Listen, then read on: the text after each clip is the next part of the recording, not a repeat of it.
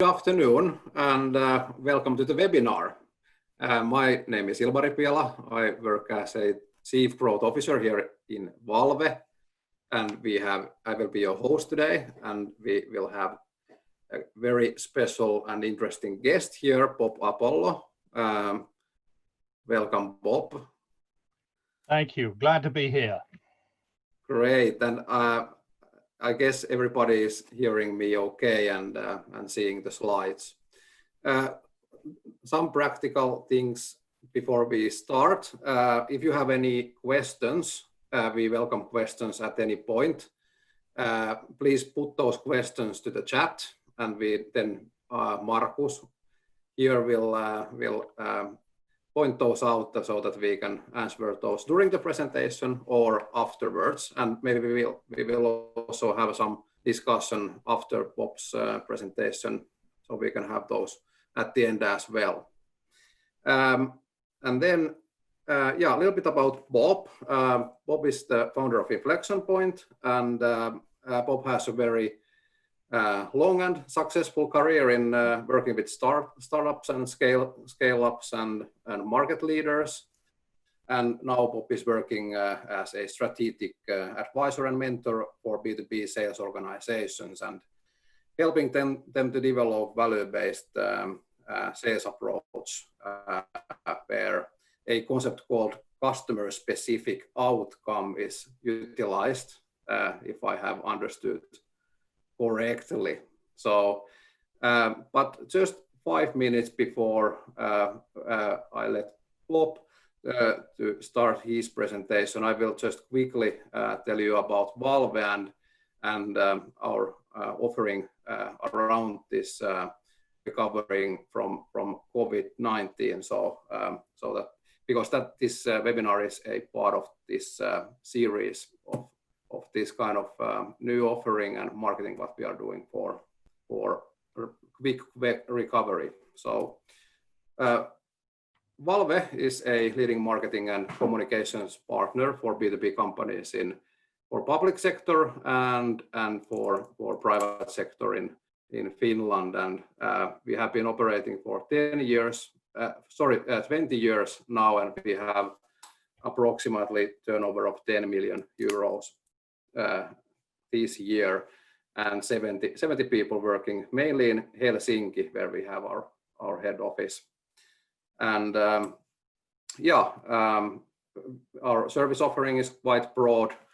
We are doing, of course, marketing. We try to do sales enhancing marketing, where we utilize modern digital marketing tool and data-driven methods, etc. Then we have a little bit as a communication agency inside Valve as well. So we have a lot of communications professionals working here as well. We do brand design, and then we do digital solutions, for example, web services and web pages. Here are some customers we are currently working with. We have an international audience here as well, so maybe you don't recognize all the Finnish organizations listed here, but Nokia maybe rings a bell, and maybe UPM as well. That's a large Finnish forest company. So because I only have very limited time, I will just quickly summarize what we think about growth marketing, because that is something that is really growing in our services at the moment. So we believe that in order to be able to grow with marketing and sales, these are the kind of fundamentals, and I guess Bob will speak something about this as well. So you need to have a very strong, unique value proposition. You have to have your core messages and brand, and then you need to have right capabilities in your marketing and sales to even be able to do anything. And then at the moment in the field of growth marketing, we are utilizing, for example, methods like inbound marketing and outbound, which is also pretty much called account-based marketing nowadays. So that's something that many of our customers are utilizing at the moment, and we are helping them to do that.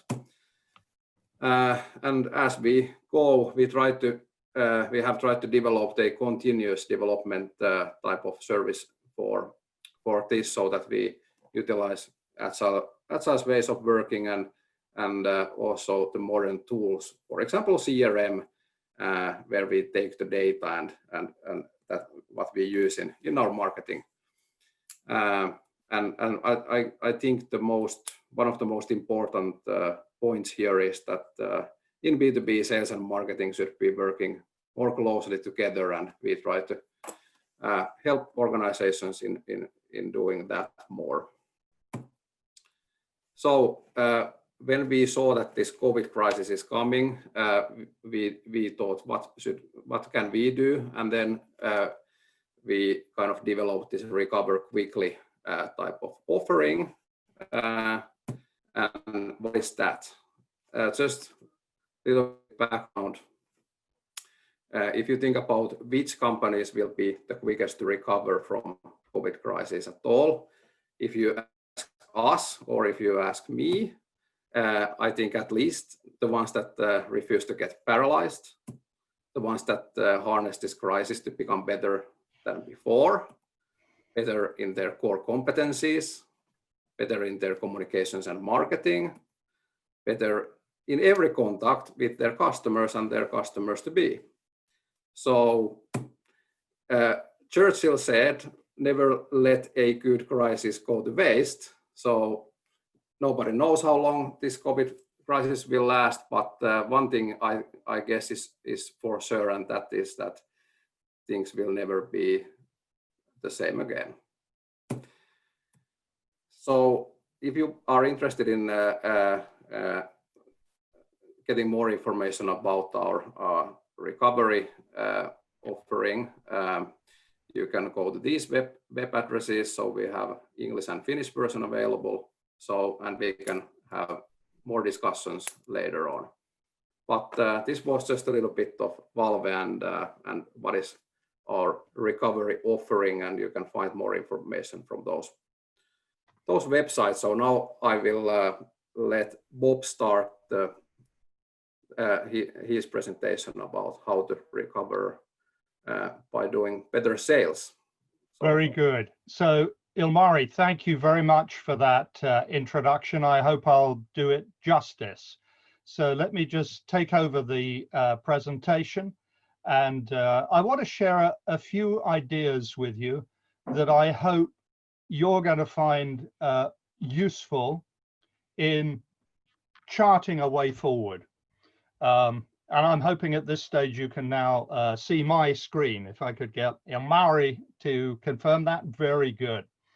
So I think we can all recognize that whatever happens, the future isn't what it used to be. There have been some fundamental changes, some of which are pretty obvious, and others maybe we'll only come to recognize them as things evolve.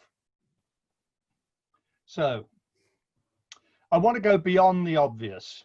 I think if any of you have listened to any of the probably hundreds of webinars on the subject of responding to COVID-19, you'll identify a handful of themes that are probably universal.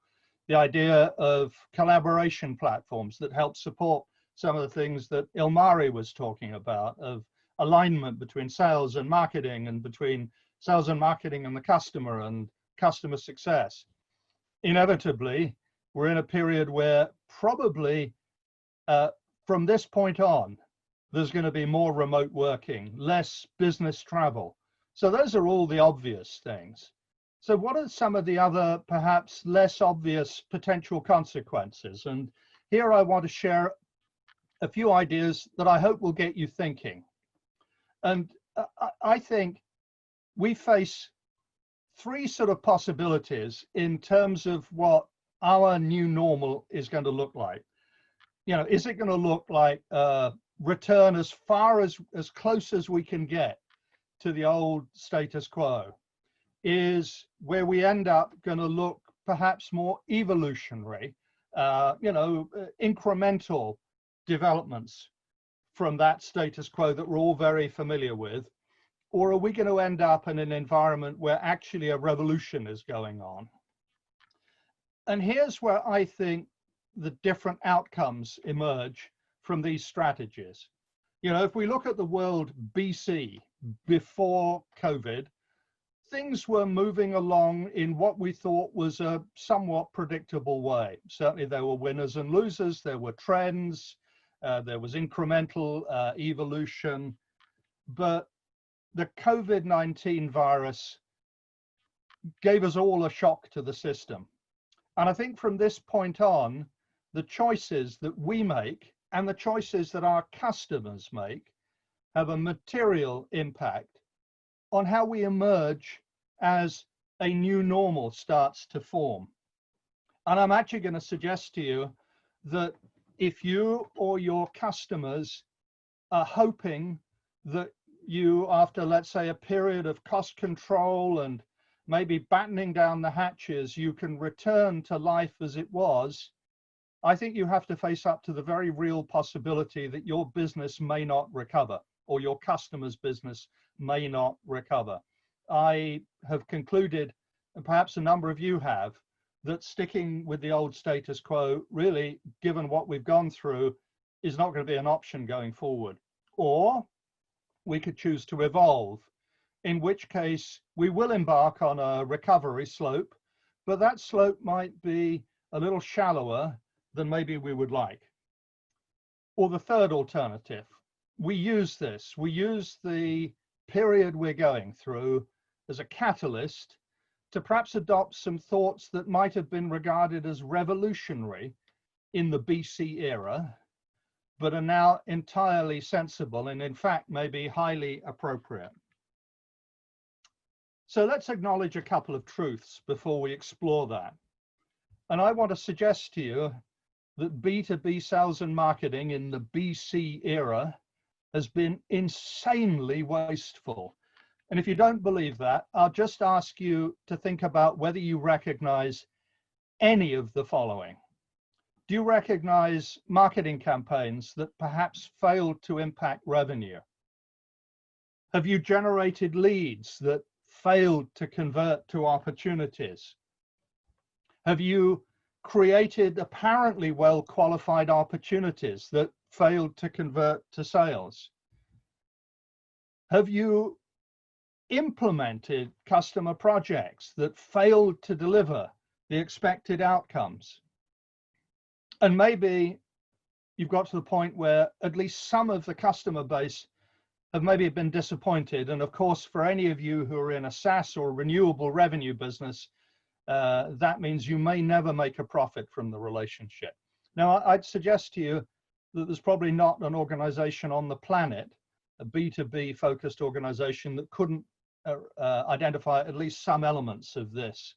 And it's partly because I think we've had the luxury of being able to waste some of our resources as long as other parts of our efforts deliver some outcomes. And I'm not sure that we can afford to be as wasteful going forward.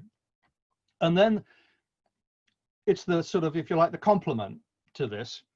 And it's the idea that, again, B2B sales and marketing over the years has unfortunately had a habit of tolerating what I'd characterize as avoidable errors. And you might wonder what I mean by that. And I want to give you 3 examples. So the first example of an avoidable error is what I characterize as an error of ignorance. And excuse me if I offend any of you out there, but what I mean by that is a salesperson, salespeople who failed to ask a question, failed to do some research, where if they had asked that question, if they had done their research, if they had prepared better, they would have got a better outcome. That's unfortunately all too common. And those I would characterize as errors of ignorance. The information was there, it was just that we didn't acquire that information. The second error related to errors of ignorance are what I'd characterize as errors of application.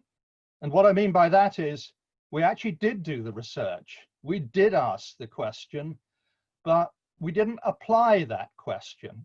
We didn't use the information we gained in order to make more effective decisions. And that, regrettably, is another somewhat common source of error. And then the third one is what I'll characterize as errors of enablement. And in this spirit of sales and marketing and customer success and a number of other departments working together, you know, we've seen a lot of investment, I suspect some of you have, in the discipline called sales enablement. And yet, in so many organizations, there are pockets of learning that exist somewhere, maybe in an individual's heads, in one particular team, that if they were shared throughout the organization, would drive measurably superior performance and would reduce some of those avoidable errors. So I think in many organizations, and I'd urge you to look at your own organization, there are examples of errors of ignorance, errors of application, and errors of enablement. And the first step, of course, is to recognize them, and then we can do something about them. And that would be one of my prescriptions for how to transform your business in the light of the shock to the system. It's time for a reset. So what might that reset involve? Well, I think, again, perhaps many of us, perhaps all of us, can agree that either in our own businesses, in our customers' businesses, or in the world at large, the last few months have driven changes that could have taken years to achieve. Microsoft CEO has observed it. He said that they've seen 2 years of digital transformation in 2 months. You know, real compression of time. Urgency becomes important. Time to value becomes incredibly important. And then McKinsey observed the same thing. They talk about the luxury of time appearing to have disappeared completely. Businesses that took a long-term view of digital strategy, maybe had a multi-year digital transformation, are now recognizing that in the areas that matter, they need to scale their initiatives not in years, but in days or weeks. There's really a sense of urgency and an opportunity, I'd suggest, for urgency as well. So how might we approach this in a revolutionary way, in a transformational way? Well, it doesn't mean throwing out some of the things that we've been familiar with and have been effective for us, but maybe it involves rethinking what we mean by things like targeting. Now, targeting conventionally for many organizations, segmenting markets, has been a matter of demographics. It's been a matter of size, sector, and location. You know, our target market is some combination of those three factors. But I think what we can observe, no matter which industries or which markets you used to regard as your prime targets, you've really got to reassess every one of those sectors and recognize that some of the sectors who you might only 3 or 4 months ago have regarded as attractive targets are businesses that actually had a really negative impact. And you can see some examples there. There are other industries which have had a somewhat negative impact, not as serious as, let's say, business, travel, or hospitality. But also, and fairly obviously, there's some industries and sectors where this has actually had a positive impact: e-commerce, collaboration, cloud computing, home working, and so on. And I think one of the things we need to do is to rethink our market segmentation and really focus on sectors that have problems that they're determined to solve, that we're really good at solving. But we also, I would suggest, to a greater extent than maybe we have had to before, we need to think about customer mindset.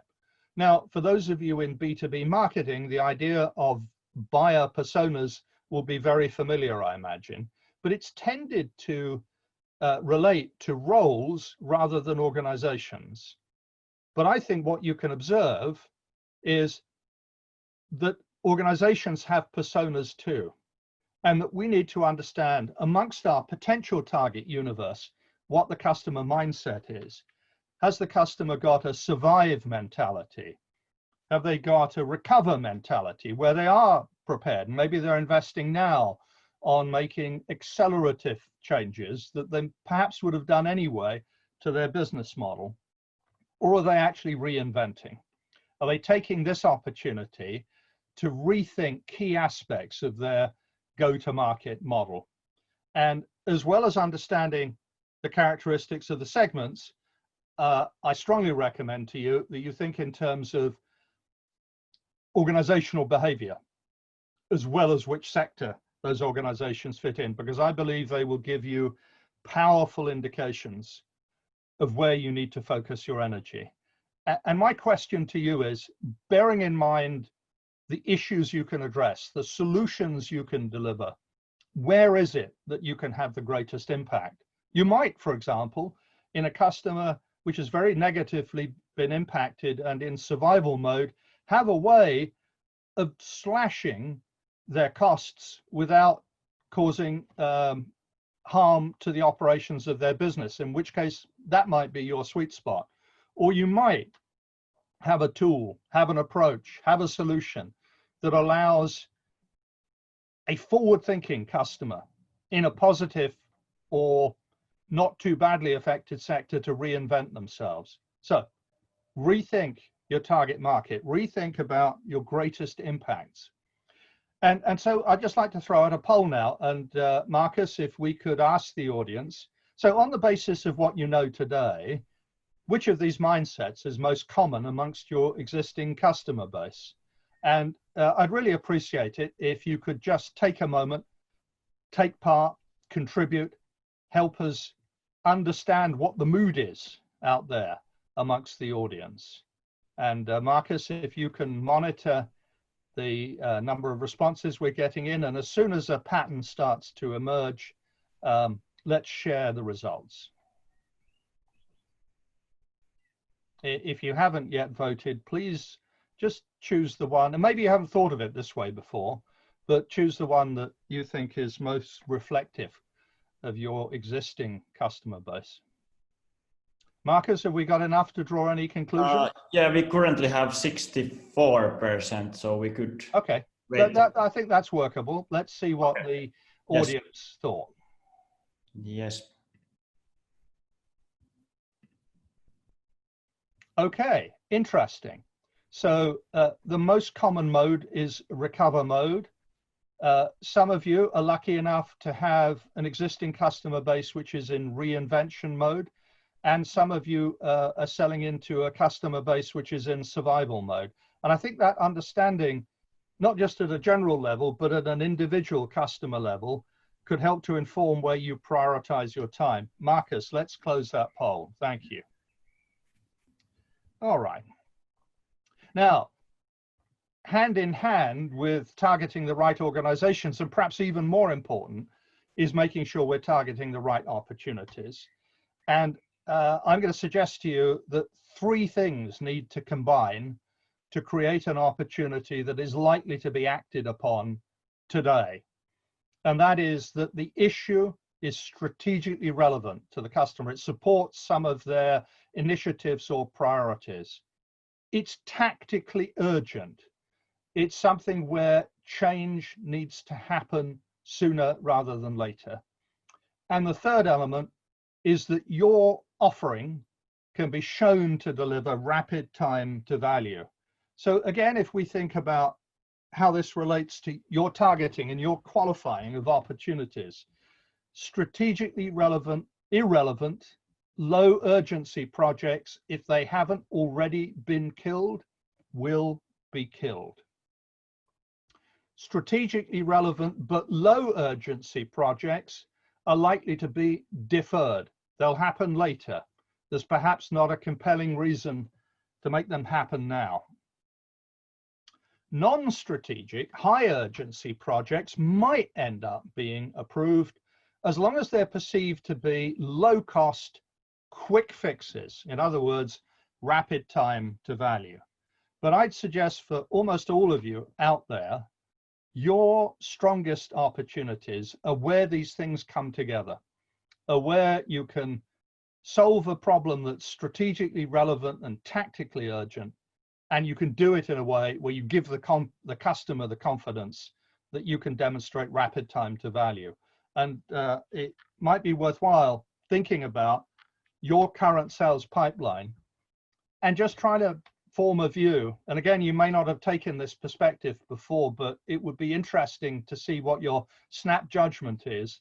So think about the majority of the current value in your active sales pipeline. Where, not where you would hope, but where do you believe the majority of the value in your pipeline is? Marcus, perhaps we could put the poll up. Okay. And again, I'd encourage you, in the spirit of participation, to, even if you haven't thought of it this way before, just to share your immediate assessment of where the value lies in your current pipeline, even if the answer is you don't know. And Marcus, again, if you could monitor the results as they come in, as soon as we get to a sufficiently large number of responses to be able to just share some pattern, let's put the results on. Yes. Currently we have 55%, 61%. Okay. Yes, actually, yeah. Now we could end the poll. Let's see what our audience thinks. Okay. Non-strategic, non-urgent, thank goodness. Not too many of those. Strategic and non-urgent. That's an interesting one. I want to come back to that. And then, broadly speaking, a mixture of non-strategic and urgent or strategic and urgent. And only one of you had no idea. I think that's great.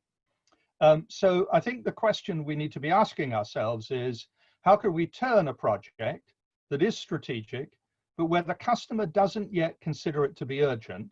How can we equip our salespeople to have the sort of conversations that might help the customer recognize that actually the issue is more urgent than they currently think it is? And one of the ways of doing that is to adopt an approach that I call the value story. Now, Ilmari talked about the importance of having clear value propositions, clear value positions. And I think that's an essential foundation. People need to know what your organization stands for. But you also, in my view, you can't just rest on that. On a customer by customer basis, you need to be equipping and coaching your salespeople to answer 3 critical customer questions. Why should they change? Why should they choose you? And why should they act now? Now, one of the tools we use with our clients is a 1-page value story framework. And you'll find more information about this in the guide that I'll give you the link to at the end of this presentation. So the 4 things we need to master in order to be able to come up with a really clear why change message to the customer are, firstly, we need to understand their current situation. We need to understand their expected outcomes. We need to understand what obstacles they perceive standing in their way. Because frankly, if there are no obstacles, they probably don't need your help. And fourth, we need to, with them, articulate and amplify the cost of inaction. What would happen if they remain on their current path? And I think unless all 4 of those questions can be clearly answered and believed by your customer, they're likely to remain unconvinced of the need for change.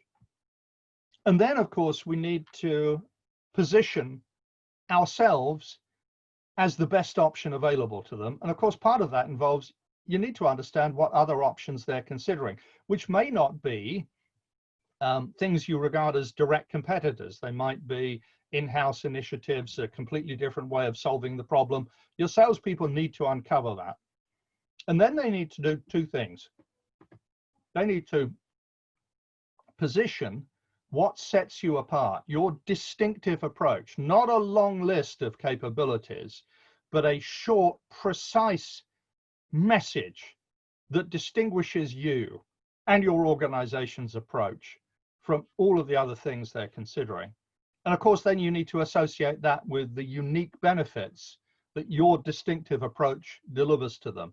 Again, I'd suggest to you that if your salespeople cannot clearly articulate and agree with the customer those three elements of why you, they're going to find it harder to close a deal, particularly if it's in that strategically urgent, strategically relevant, but tactically not yet urgent.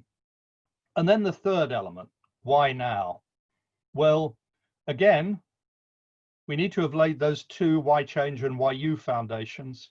And the third critical element to answer why now is, firstly, there needs to be a business case which talks to urgency, which talks to the longer the current trajectory, the current path is continued, the more it's costing the company in terms of avoidable risk, in terms of excess cost, or in terms of lost revenue. And then finally, and I don't want to discount this last thing, because according to all the research, the recent research I've read, this is critically important.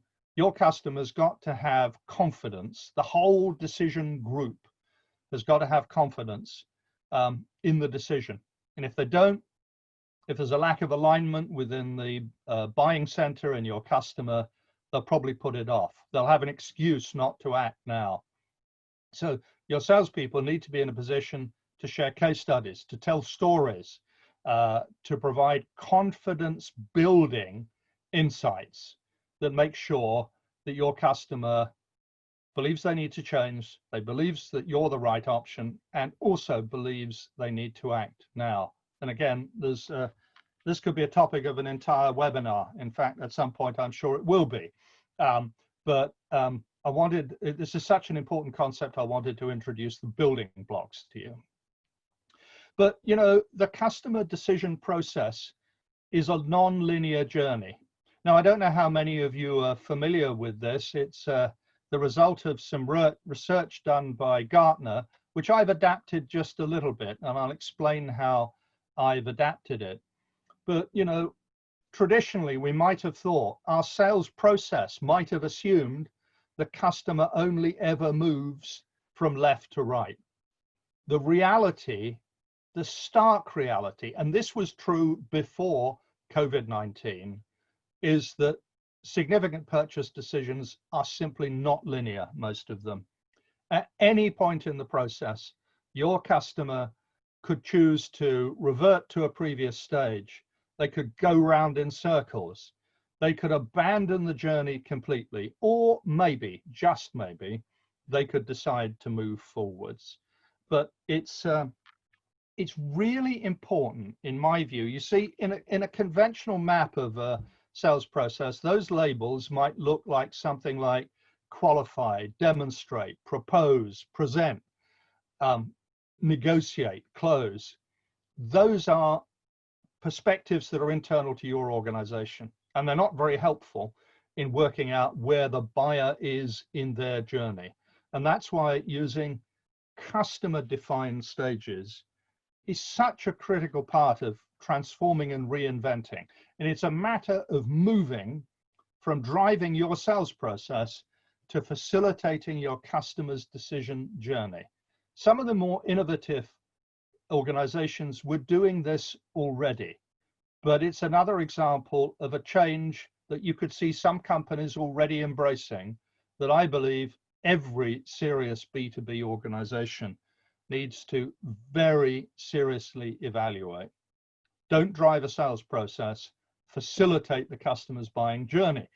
Now, there's some consequences from that, because the traditional definition, even if you label it in customer terms of the sales process, is actually shorter, significantly shorter than the real buying journey.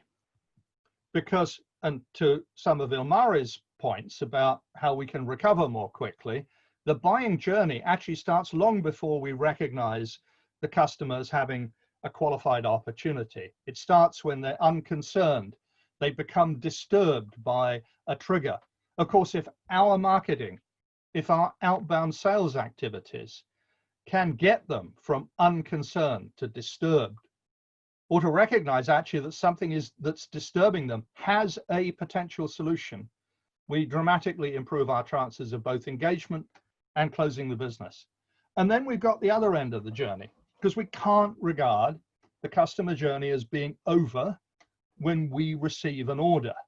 Because if we were in the customer's shoes, we wouldn't regard that journey as being complete until the issue that we started off trying to solve has actually been implemented and satisfactorily achieved.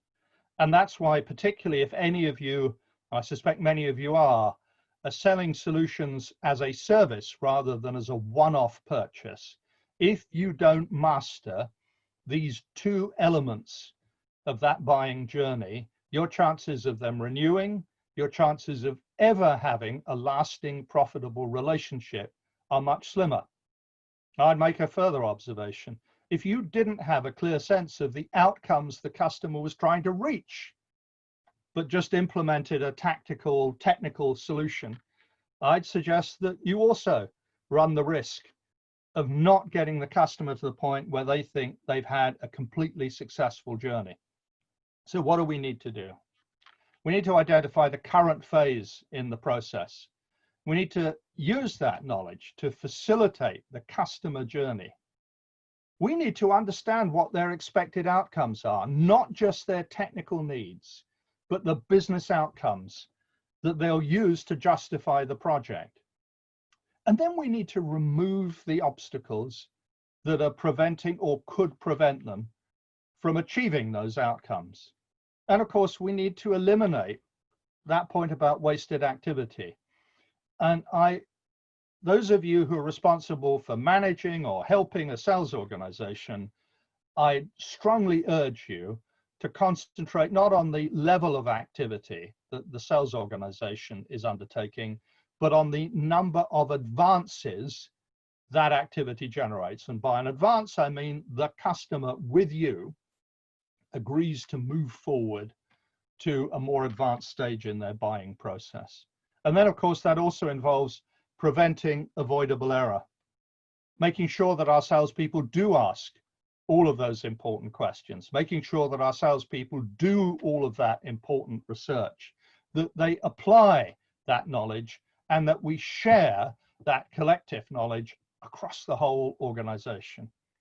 And of course, we need to be guiding and reminding people, our salespeople, in what they need to know and do during each of those phases in the customer journey. That's a new transformational, I would suggest, approach to managing a sales process. But in order to do that, we've got to change our mindset about CRM. In too many organizations today, CRM is seen as an auditor. It's a place where salespeople are required to input information. A lot of that information never gets reflected back to them again. It may appear to many of the salespeople to be a bit of a black hole. And we need to change that perspective. We need to get to a point where our salespeople see the CRM that we expect them to use as an invaluable guide, a guide that helps them avoid wasteful activity and concentrate on productive activity, a guide that helps them and reminds them of the key things that they need to know and the key things they need to do in order to facilitate the customer journey, a tool they want to live within rather than a tool they're required to use. So I wonder, how ready are you to create the next normal? And we've talked about remote enabling the workforce, but of course that isn't all that perhaps we need to be doing. Are you ready to identify and eliminate avoidable waste and error? Are you targeting customers not just on the basis of demographics, but on the basis of potential and mindset?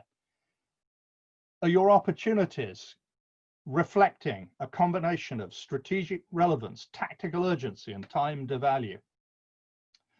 All of your salespeople in every significant sales opportunity helping your customer to answer their questions. Why should they change? Why should they choose you? And why should they act now? And are we really doing everything that we could to facilitate our customers' decision journey? And if we honestly look at the way our CRM is being used, do we see it as a guide, or do our salespeople see it as an auditor? And we have a choice. So those are some ideas I wanted to share with you. We've covered quite a lot of ground in a relatively short amount of time. If any of these ideas are of interest and you'd like to explore them further, I'd encourage you to get in touch, or indeed to download our guide to outcome-centric selling, which captures a lot of the concepts that we've been talking about in the past few minutes. So thank you very much for your time. Ilmar. Thank you, Bob. Super interesting, and you covered so large amount of different angles in very short time that yeah, it was very interesting. Do we have any questions from the audience? Not currently in the chat. Okay. Well, I have some questions. One thing that I was thinking about, because you told about waste in B2B sales. Yeah. So what do you think are the kind of most common sources of waste in? Yeah, well, and one of the root causes is actually something you talked about at an early stage in our presentation, and that was the degree of alignment between sales and marketing. That, you know, I think one of the ways of helping to eliminate the potential for waste is for everybody to share the same ideas about the key issues we're aiming to target in this current circumstance, the ideal customer profiles that we want to reach, the key roles who are the decision makers, and the trigger events that sort of catalyze recognition of the need for change. So I think that, you know, common basic understanding. I think the other thing is, for heaven's sake, let's not focus our salespeople or our marketeers on raw activity, on total number of leads generated, on just about number of calls made. Let's look at the outcomes of each of those activities. And that's how we can become less wasteful, by concentrating on the results and not on the activity. Do I see, is there a question, Markus, in Q&A? Yeah. No, only just do participants get the copy of this webinar? So yes, everyone will get the copy and the recording and also the slides if you want to get those. So those will be also available.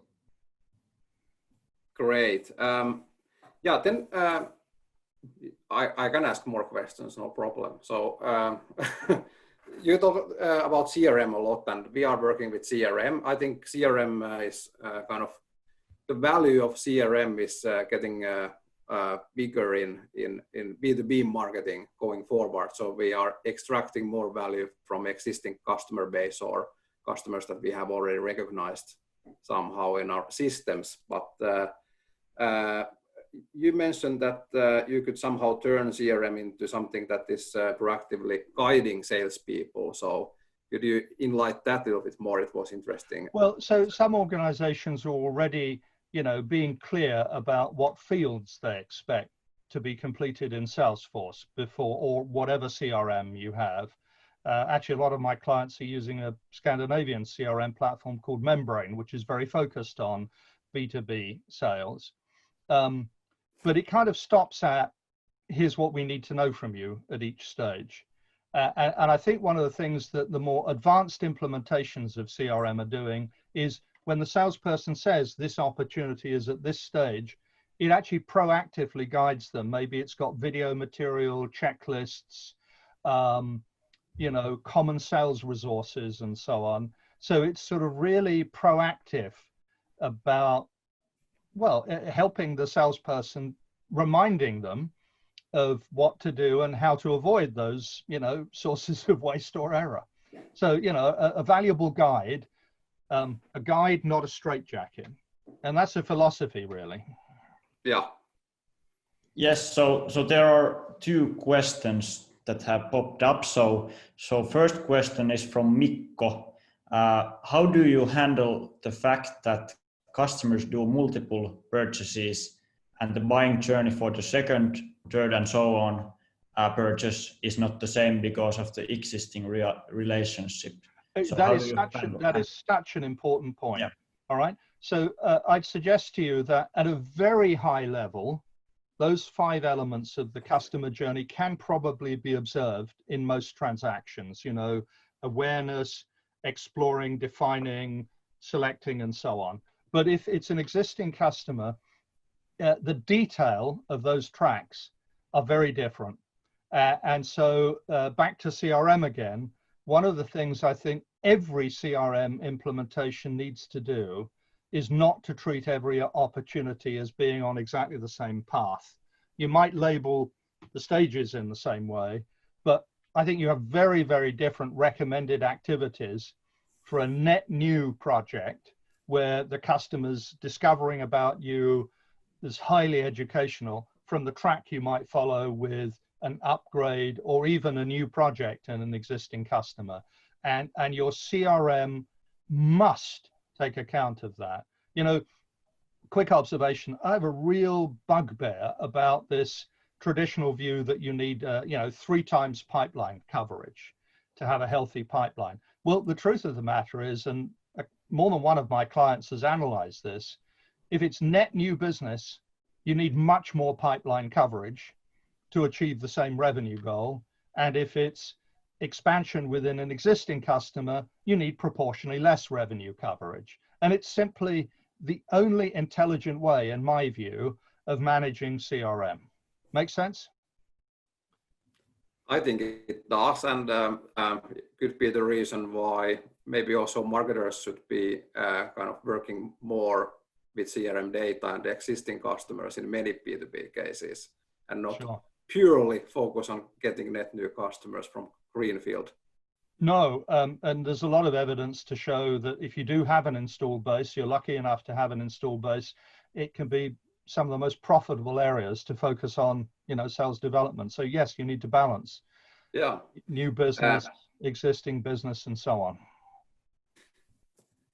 Is there any more questions from the audience still?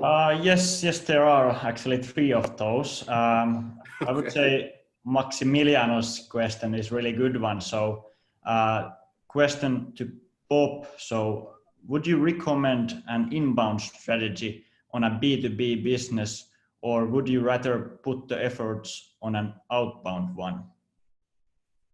Well, firstly, I don't think it's an either or, but I think there's a balance.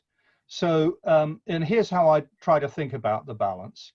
If I've got a very well understood solution in a very well understood category where there are active buyers in the market, yeah, I'd want an inbound strategy that helped to capture the interest of people who are already some way down the journey. But if I've got, let's say, a transformational new solution that isn't widely recognized in the marketplace, yes, of course, I need to be doing thought leadership, but I also, I think, need to be saying, we believe our ideal customer for this transformational solution has the following characteristics, and I'd want to be investing in outbound.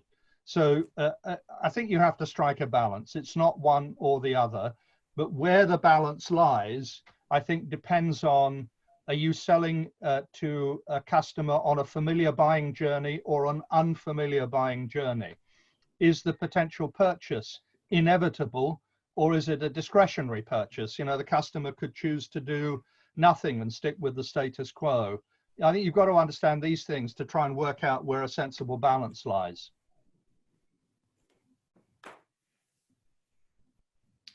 Was there any other? Yes. So question from Srihari Prasad. So given the COVID situation, there's a lot of uncertainty across the board, even with the customers. In this situation, how do we measure outcome?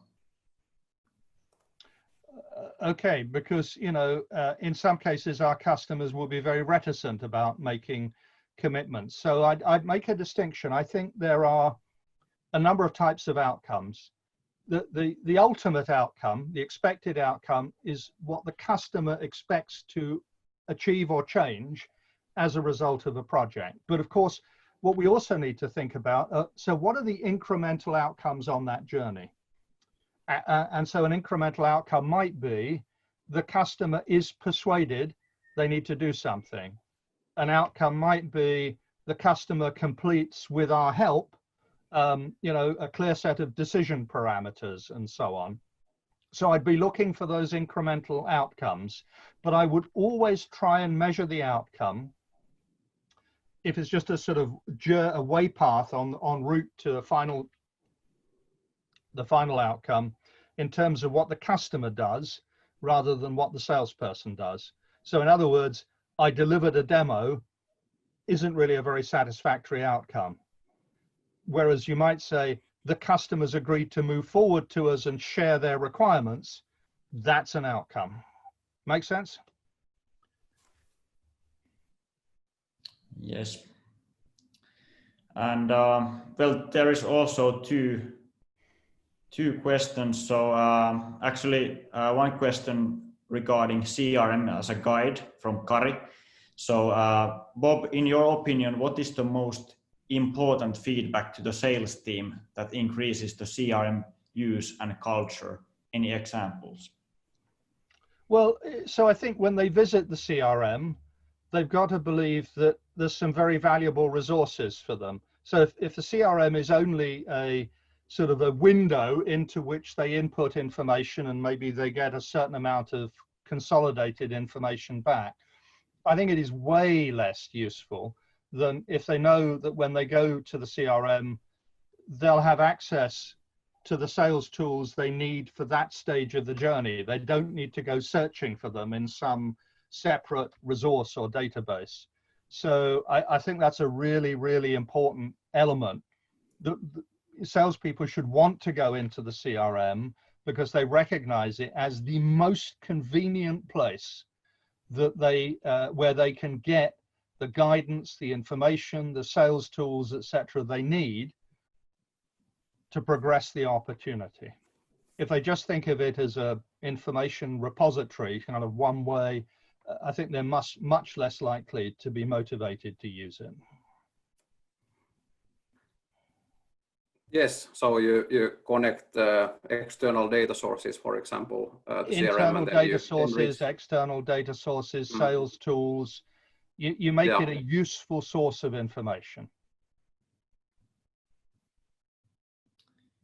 I think the salesperson goes away having used the CRM thinking, I'm smarter than I was before I came to the CRM. Exactly. Was there still, maybe we can, is it okay, Bob, if we use 5 minutes more, so we continue? If you and the audience are up for that, sure. Yeah, so there are still questions, and people are, many of you are still on the line, so we can continue. So there was question actually also from Srihari Prasad. So many times, especially if it's not a current customer, getting information is very difficult. How do we gather intelligence? Yeah, I mean, that's a very, very good point and a very common problem, isn't it? So, and part of that, I think, comes from how do we build rapport with the customer where they feel comfortable sharing information with us. And I've always believed in the philosophy of giving before we get. You know, if we're trying to qualify, if we're having an exploratory call, I want to go into that discussion, not just thinking about what I want to learn from them. I want to go into that discussion thinking about what can I teach them? What insights can I share? What stories about similar customers who've been on the sort of journey that they may be about to embark on? So I always want to give before I expect to get anything back. Absolutely critical concept. And so that means that business people, salespeople need to act like business people. It's not just a matter of knowing more about your product than your customer does. That wouldn't be difficult, would it? But it's also a matter of, because you can tap into so many similar businesses that you and your colleagues in the company are working with, you can share some intelligence, some insights, some learning that maybe the customer wouldn't be easily able to get on their own. And I think if you get into a habit of, giving, you'll get more in return. I think the other thing is, some people have implemented solution selling in a very naive way. Here are 20 things I need to understand about your organization, and if you let me know about them, I'll come back with a solution. I can't think of any customer who wants to be subjected to that. There needs to be a bit of give, a bit of get, earn their trust, and so on.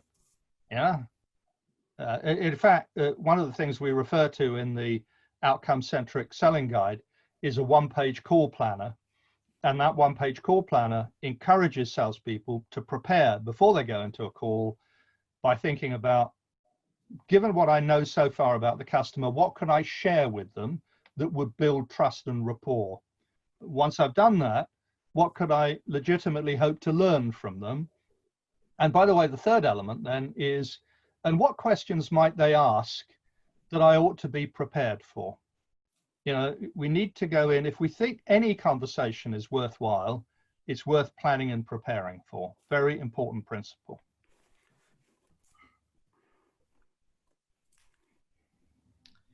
Yes, and one final question from Essi. How to find and agree on the outcomes that are guiding the actions, like workshops, customer interviews, insight gathering, or something else? Well, I mean, in each case, the customer's got to see that there's something in it for them, haven't they? I think we need to, at the start of any of those things, we need to establish mutual objectives so that, both parties see value. But there's also a technique. So if any of you have been through Sandler training, one of the things they talk about is you sell the next step before you've completed the current step. So let's say I run a demonstration, I set up a demonstration, I do my due diligence, I agree a set of objectives with the customer. And at that point, before I launch into the demonstration itself, I might say something like, well, okay, we now have a very, very clear sense of what we're trying to achieve, and I'm very confident we can do that. So in the expectation that we will achieve those objectives, would it be reasonable to agree that our next step would then be, and then whether it's a trial or a proof of concept. So you're kind of pre-selling the next step in the process. And I think it's a highly professional approach. It isn't pushy in any way. It's conditional on achieving the objectives you mutually agreed. And of course, it requires you to agree the objectives. And if you go into any meeting with an individual or a group of people from a customer, and if you don't fairly quickly work out what you both want to achieve as a result of the meeting, it's going to be pretty unproductive, isn't it? So if the next step is that you will buy, I should ask, if I give you, and you have only one question, if I ask you, if I give you a good answer to this question, will you then buy? You might say that. I think you've got to judge the mood, haven't you? So, and part of being business aware, having business acumen, is, always to work in a mutually respectful way. And I think sometimes you can ask questions that perhaps go a little further. Yeah, but I mean, it sounded like a very powerful technique, this Sandler technique. Yeah. It was. It is, but it needs to be done with a certain amount of skill, with finesse. Yes. If we ask it in a good way, it's tremendously powerful. If we ask it in a clumsy way, the customer thinks they're kind of being pushed down a path. And that's why I talked about obstacles. My view of facilitating a buying journey isn't pushing the customer, it's removing the obstacles that are stopping them from moving forward. And that might be confidence, it might be sense of priority, it might be a number of things. But you know, we will be more productive if we think about how can I make it easier for the customer to move forward, rather than thinking what trick could I use, you know, to get them to move forward. Exactly. If there is no more questions, and I think we have already used our reserved time, so then I will say large, very much thanks to Bob. It was super inspirational, I have to say, and what I really liked here is that we got some practical tips as well, not just kind of high-flying strategies. Both with strategic input, but also I like the combination of the practical tips that you provided. So thanks a lot for this. And I'll simply say to the audience that if you decide you want to learn more and you think that, you know, we might be able to help, that's exactly the combination you'll get from, you know, any of the advice that we might work on together. And I hope some of you will see an opportunity in that. And thank you all for your time. Thank you for the invitation. Thank you for the questions. I thoroughly enjoyed it, and I appreciate the opportunity.